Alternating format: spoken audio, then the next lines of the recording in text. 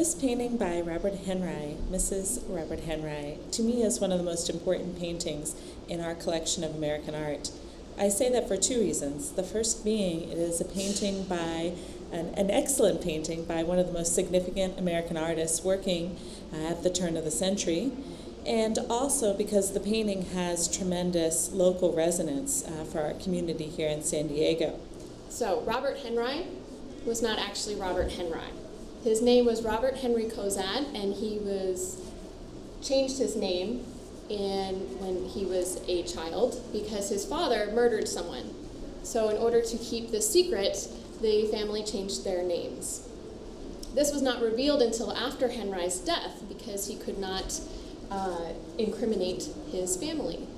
And the other interesting secret is that Robert Henri's cousin was Mary Cassatt, the very well-known painter, and another reason why he could not reveal his true identity. So this was also kept secret throughout his entire life and was only revealed in the biography of John Sloan, Henri's good friend and fellow artist. Henri was a part of the so-called ashcan school. It's kind of a misnomer. It's this term that we use to describe the work of many American artists like Sloan, John Sloan, Guy Pène, and also Robert Henri.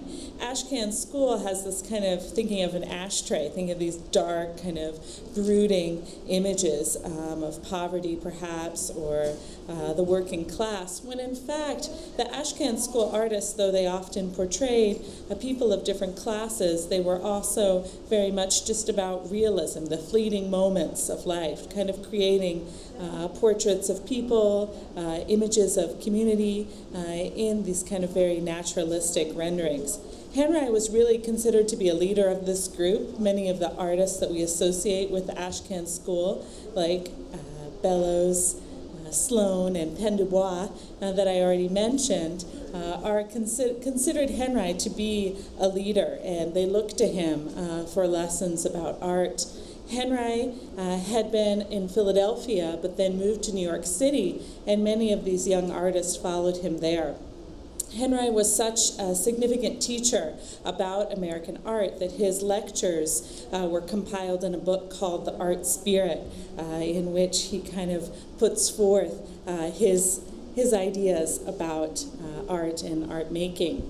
This particular painting, one of the things that's really noticeable about it is its use of color. That's really hard to see if you don't come to the museum and see it in person. And so we can really see the summer of Southern California reflected in this work. And Henri himself commented about the quality of light in Southern California, and that he thinks that this portrait reflects that spirit. It also captures the spirit of his wife, this vivacious person, very spontaneous.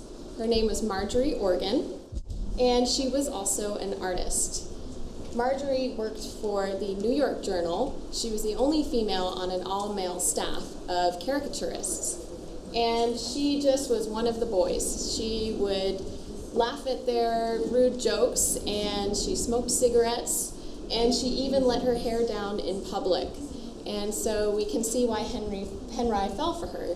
And it is said that when they met, which was at a dinner celebrating the Ashcan School opening, that Marjorie drew a caricature portrait of Henri with enlarged feet.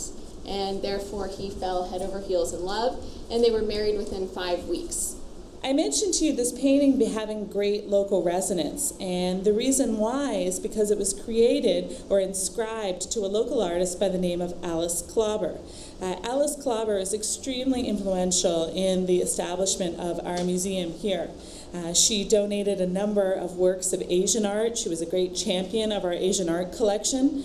She was also really interested in art of the United States and promoted a lot of exhibitions and also local artists here in San Diego. He liked California as a place where the sun warms him up to the right heat of production, where he can luxuriate in work and sunshine, fruit, flowers, and good food, not have to dress, not entertain or be entertained, nothing but work and sun and aforesaid. So he enjoyed this trip to California as a time to produce a couple works of art and to rest.